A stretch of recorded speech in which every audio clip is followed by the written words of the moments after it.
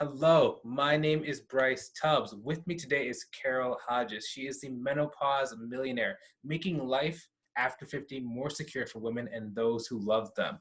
I'm super excited to be able to share this story with you today. And, thank you so much for appearing, Carole.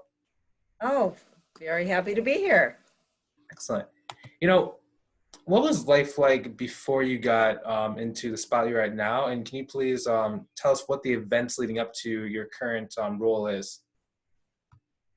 Well, I will tell you, a lot of women, pretty much every woman, has a lot of change going in their life around menopause, normally around 50 years old, where life is changing because not only does your body start sending you signals that life is changing, but kids are growing up, they're moving out, and often it's time to reevaluate where you're at.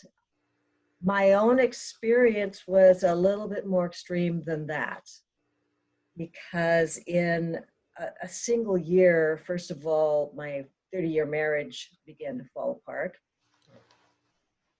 We had a full bankruptcy at the same time.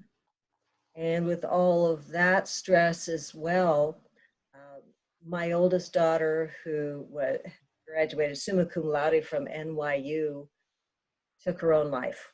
Oh, wow. So within 1 year, my whole life shifted tremendously. And yet I had other children looking at how to keep things together for them in the midst of, quite honestly, life-changing events. And I guess at that time, I had the presence to realize that the one person who was there for all of it was me. Mm. And it was time for me to look at myself, at my own values, at what was important to me, and what I knew, what I didn't know, and make a plan for the rest of my life. And elements of that is what I have found is what I've brought into my life now. Some of the things that I found at the time were, first of all, I wanted to understand more about how life worked from an internal psychological and spiritual perspective. And I began to look carefully at myself, at what I could change at my own attitudes, and studied with a number of different experts in personal development and spirituality. I also recognized that I did not know as much about money as would be helpful, because right around 50 is also a time to start thinking of money for retirement. And I went down the path that many people do, thinking, well, it'll just kind of take care of itself. Or, gee, I know how to balance a checkbook. I must know something about money. And I let opportunities pass me by. I made bad decisions because I didn't recognize that they were high risk and that some of your attitude needs to change. So that really was my experience of menopause, the physical part, which is always part of it, some of the forgetting. There were some very funny things that happened as I would on a recorded line at work and forgot what I was going to say. Just having a blonde moment that got broadcast to everybody in the company. But really from my own pain, I began to realize that there was so much, it was a vital time for women. I changed my life at that point, became a financial professional, and I continue to learn. It's not a small topic to get into, but moreover, I'm a coach, and really working with people from all aspects of life, starting with the inside out to say, what's life about? how do we end up making our life experience the wonderful adventure that it can be? Mhm. Let me ask you this question. So, what are some, things that cause us not to be financially secure that most people would not expect? I would say, I'll give you one quick one that people don't expect. Many people who are in business for themselves, I find, spend a lot of time thinking about how to save on taxes. Mhm. Let's maximize the expenses. Let's save on taxes. Looking at ways to cut back so that they can have more money. And yet, honestly, in my experience, a number of entrepreneurs are probably the worst for actually planning for retirement. Yeah. There's a feeling that, gee, since it's my company, I can work long and hard as long as I want. And then something happens, maybe a death in the family, maybe a physical issue with themselves, maybe just getting tired and wanting to have a change. And frankly, they're not ready. Yeah, and then they have to sell their business for like 50, 60 grand. That's not enough. That's crazy. Yeah. That's a good point. Yeah. So by planning ahead, and I look at it and say, first, it starts with a real revisioning of your own life. When it gets to midlife, to take time to look at what have you accomplished up till that time. So 3 steps, really looking at what you've accomplished, looking at where you are now, and looking at where you want to go.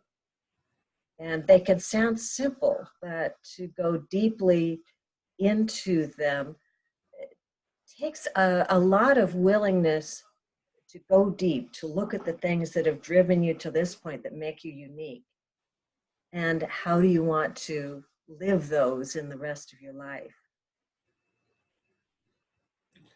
Just talking about revisioning, what's the vision for your life? Well, I'll, if you don't mind, I'll share some of what I found in my process, because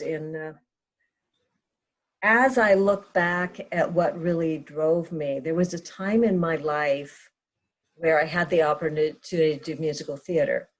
And it was in my local community, but it was done in a 1,500 seat theater with a professional orchestra. So while I was not on Broadway and maybe would have a 6-week run at best, and I didn't even get paid for it, but I felt driven to the point where one of the things you had to do in every audition was to stand there and sing a solo.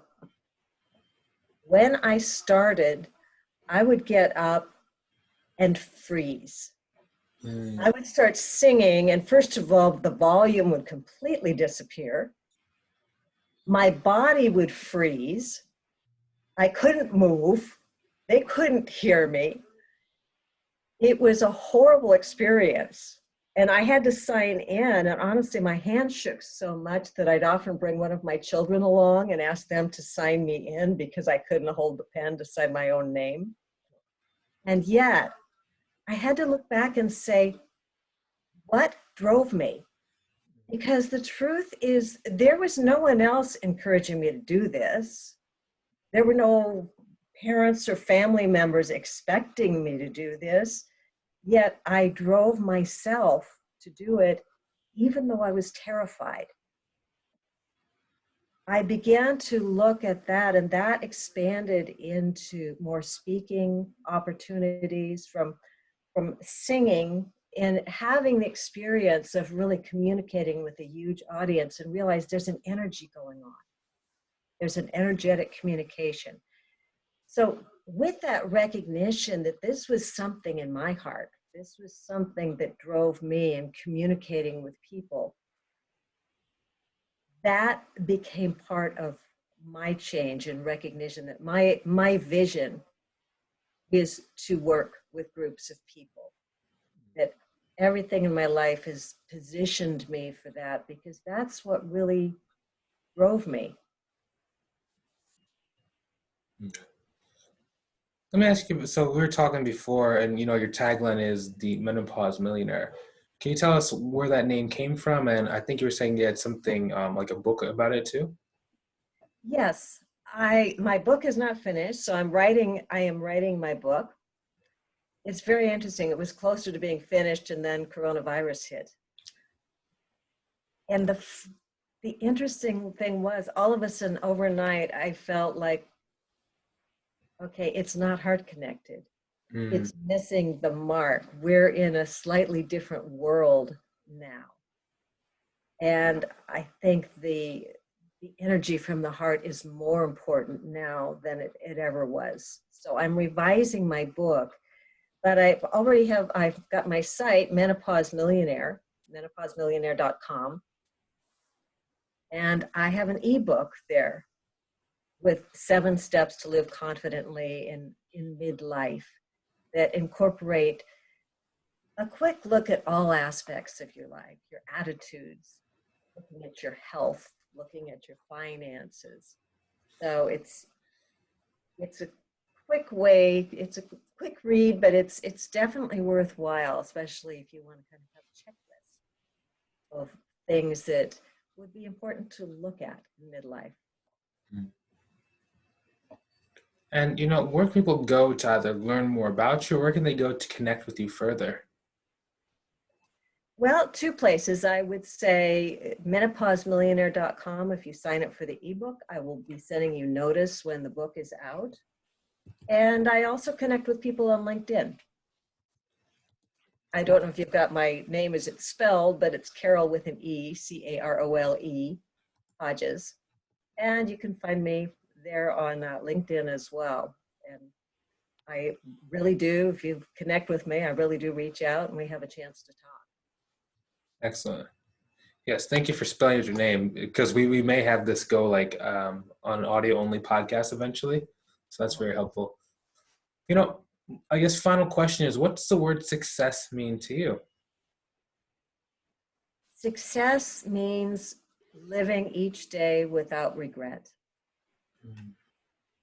We may have issues, but I live each day in gratitude and appreciation, because I see so many wonderful people, wonderful opportunities, the beauty of nature, all of that around me. And I've learned that often the challenges that we face in life is what I would call an adventure, because when faced with a problem, it's an opportunity to expand. It's an opportunity to learn more. It's an opportunity to test yourself. So I look at it with optimism, and knowing that even if it's something I don't like, it's there for a good reason. And by facing things bravely, you can have a great life. How long did it take you to really be able to retrain your perception of challenges? That's a very good question. And I would say it took a number of years. I would say that over about 10 years. And mainly because you think you've got them, oh boy, I've got this nailed. And then life happens to you and you say, oh, okay, a little humility is in order here. And now I just recognize I'm always learning. Nice. Humility is a helpful attitude to have in life. It's funny. A lot of people misunderstand what humility is, though. So that's always the interesting part. So that's very true. I would not have thought of that as a positive thing myself, because I guess I viewed it, particularly as a woman, as shying away and never saying anything. No, I think it's an attitude of not assuming I know what's best for everybody. Mm-hmm. And yet also having a bold sense that I know some of the things that are best for me. As I've gotten older, what's made it easier is I have I have pretty firm boundaries. And boundaries are about behavior, not people, but behavior. And if someone is acting out with behavior I don't like, I'll be very prompt to tell them. But it's never against the person. I love the person, even if I hate the behavior. Interesting. Yeah, so thank you so much for coming on the show today. I really appreciate your time. And I think there was a delay. It was alarming. You leapt across the screen in a moment. Oh, yeah. Because I'm about to make my announcement to the people watching. You know, I thoroughly hope that you guys got some great value. And, you know, if you've been looking for a place to, you know, connect where people are improving themselves and helping other people to do the same, I recommend that you go and check out our free community. There's going to be some links either above or below the video, depending on where you're watching. Now, it's basically a mastermind where people come together and support each other every single day. So if that is what you have been searching for, that's what you've been looking for, go ahead and join us inside. I'd love to invite you there. So hopefully you enjoyed watching this as much as we enjoyed creating it. Feel free to hit that share button so other people can get some great value as well. Have a great day. Talk to you soon. We're done recording in 3 and 2 and 1.